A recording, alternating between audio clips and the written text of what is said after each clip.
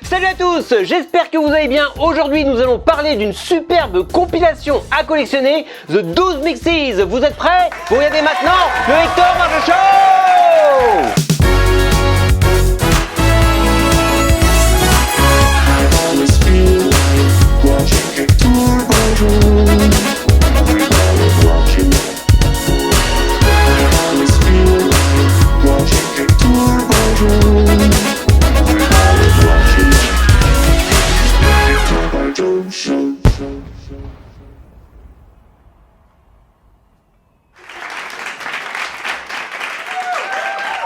Salut à tous, aujourd'hui j'ai décidé de vous présenter une petite compilation australienne sortie en 1986, The 12 Tape Michael Jackson. Donc cette petite compilation est vraiment très intéressante, tout d'abord de par son contenu. Effectivement, cette cassette contient des versions longues d'une sélection de titres de l'album Thriller, et ces versions sont vraiment des versions longues non remixées comme les remixes qu'ils nous avaient fait après pour la période Dangerous ou History. Là c'est vraiment des petites versions très sympathiques à écouter, et cette compilation est vraiment très intéressante au niveau de la collection car elle a été déclinée et rééditée plusieurs fois dans plusieurs pays et sous plusieurs formes. Regardons tout de suite en détail les différentes versions de cette compilation. Pour des raisons pratiques, je vais vous présenter en premier les CD. Effectivement, cette compilation est tout d'abord sortie en cassette, mais il y a vraiment beaucoup de variantes en cassette dont nous avons déjà parlé des CD. Je commence cette présentation avec le tout premier CD sorti en 1988, donc 2 ans après la toute première version en cassette. Ce qui va être très intéressant avec cette série de CD, c'est qu'il va falloir regarder directement le CD pour voir quelle version vous possédez. Quand on ouvre la boîte, nous voyons le CD qui est le tout premier dans la collection. Comme vous le voyez, ce CD possède un liseré noir, et ce qui est surtout très important, c'est que ce CD possède le logo Epic ancienne génération qui était utilisé jusqu'à 1991. C'est comme ceci que vous allez repérer tout de suite qu'il s'agit du tout premier pressage en CD. Deuxième version du CD à être sortie. Alors déjà, petite différence au niveau de la couverture. Comme vous voyez sur le premier CD, nous avions un petit encart avec le prix 9,99 $. Cette autre version du CD ne possède pas cet encart jaune, et cette fois-ci quand nous ouvrons la boîte, nous regardons le CD et nous voyons que ce CD possède le nouveau logo Epic qui a été utilisé depuis 1991. C'est donc grâce à ce nouveau logo que vous pouvez repérer qu'il s'agit d'une réédition. Petite variante pour ce CD, je ne sais pas si c'est une erreur, si le vendeur avait mis le mauvais CD dans la mauvaise boîte, mais j'ai retrouvé exactement le même CD dans la boîte avec le fameux encart jaune avec les 9,99 $. Quand nous regardons le CD, eh bien il s'agit du même disque avec le même logo. Si vous pouviez d'ailleurs me confirmer si votre exemplaire à vous est bien dans un boîtier avec encart ou sans encart, ça serait vraiment une information assez utile. Nous continuons avec le pressage suivant, toujours pareil, le boîtier est vraiment identique au précédent, mais quand nous vérifions cette fois le CD, nous avons un texte en plus qui n'était pas présent sur le CD précédent. Donc comme vous le voyez, nous avons bien le logo Epic nouvelle génération, et nous avons un texte en plus en bleu qui stipule que ce disque a été fabriqué en Australie. Nous avons toujours également la date 1986 qui nous indique la première version de cette compilation. C'est encore un superbe CD à trouver pour sa collection. Nous enchaînons avec une autre version de ce CD. Donc quand on regarde la couverture, toujours pareil, c'est la même couverture, mais quand nous regardons le disque cette fois-ci, il s'agit encore d'un logo différent. Comme vous le voyez, le logo Epic a une petite mention en plus associative. De l'autre côté, nous avons bien encore le texte sur 3 lignes en bleu qui stipule qu'il s'agit d'un CD australien. Pas d'autre différence à noter pour ce pressage. Nous continuons avec les différences avec un nouveau CD. Quand nous regardons, nous avons toujours le logo Epic bleu de 1991, mais de l'autre côté, regardez bien, le texte Made in Australia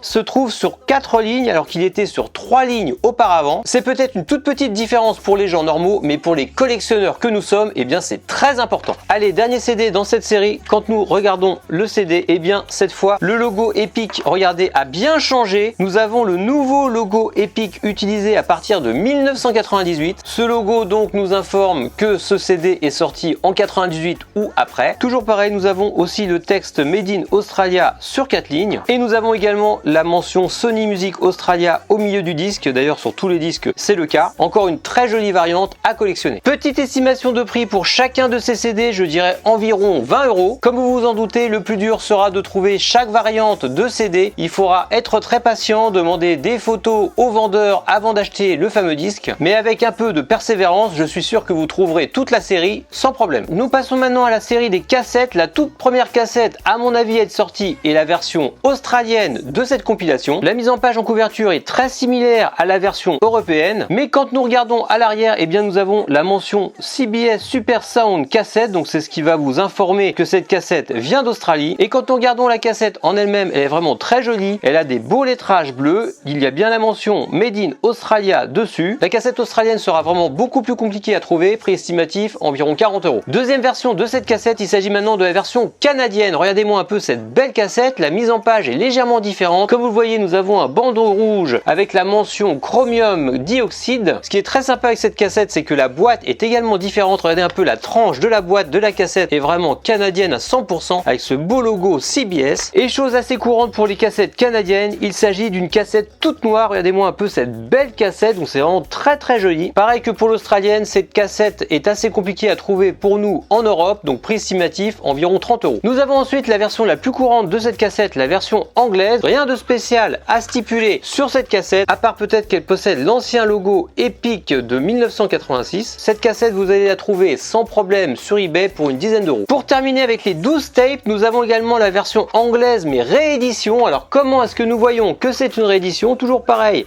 sur la couverture il n'y a pas de différence. Il faudra que vous regardiez la cassette en elle-même et la cassette possède bien le logo Epic nouvelle génération de 1991. Je pense que cette version rééditée est un peu plus rare que la version normale. Prix estimatif une vingtaine d'euros. C'était donc la première partie des cassettes, les cassettes 12 tapes. Dites-moi d'ailleurs dans les commentaires si vous possédez plus de cassettes 12 tapes que moi dans votre collection. Pour ma part, je n'ai trouvé que 4 versions de cette cassette. Nous enchaînons avec une autre série de cassettes. Il s'agit des hit cassettes. Donc quand nous regardons la mise en page, eh bien elle est vraiment très similaire aux 12 tapes. Le logo 12 tapes a été tout simplement supprimé et il a été remplacé par hit cassette. Le contenu de cette cassette est vraiment similaire aux cassettes 12 tapes. Nous avons tout d'abord la version hollandaise de cette cassette. Quand nous regardons la cassette, eh bien elle est très simple, très épurée, toute noire avec un petit papier collé avec l'ancien logo Epic. Nous avons bien aussi la mention hit cassette sur la cassette. J'ai trouvé également une deuxième version de cette hit cassette.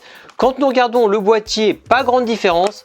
Il faut vraiment regarder la cassette pour voir la différence. Comme vous le voyez, elle est toute blanche. Elle possède le logo Epic ancienne génération et surtout à la mention Made in Spain. Donc il s'agit de la version espagnole de la cassette. Et je sais de source sûre qu'il existe 4 cassettes hit cassettes. Il m'en manque 2. Effectivement, il me manque les rééditions de ces cassettes. Donc il existe 2 autres cassettes avec le nouveau logo Epic. Il existe tout d'abord une cassette transparente avec un papier collé blanc dessus. Et il existe aussi une version toute transparente de cette cassette. Ces 2 rééditions Epic sont vraiment très compliquées à trouver, je ne les ai pas encore vues en vente sur eBay. Prix estimatif pour chacune de ces cassettes environ 30 €. Nous continuons la série des 12 tapes avec maintenant une cassette contenant Michael mais pas que, avec d'autres artistes. À mon avis, cette cassette 12 tapes est à l'origine de tout car elle date de 1985, c'est une cassette anglaise. Sur cette cassette, nous retrouvons la version longue de Billie Jean qui se retrouvera par la suite sur les compilations 12 Mixes.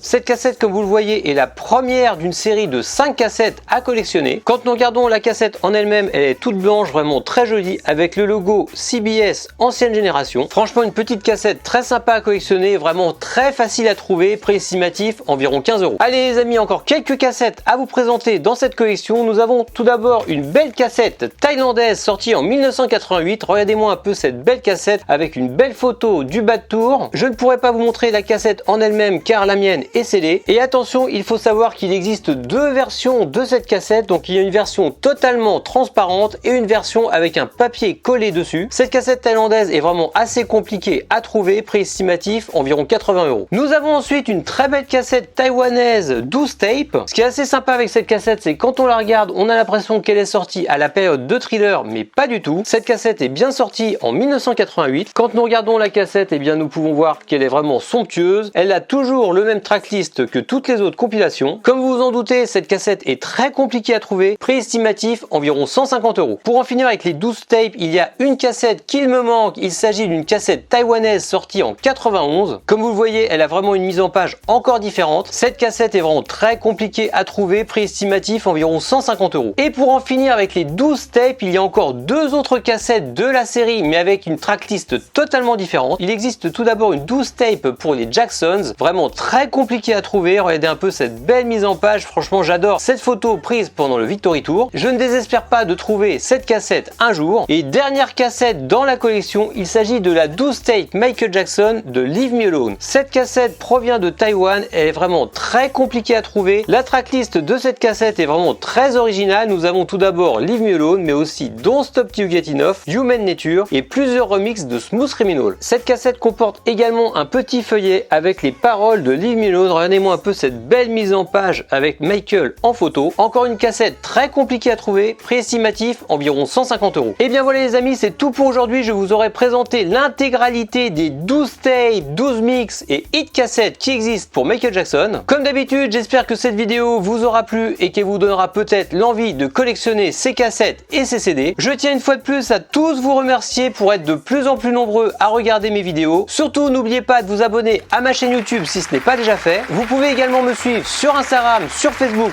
et sur Twitter. Et je vous dis à bientôt. Salut!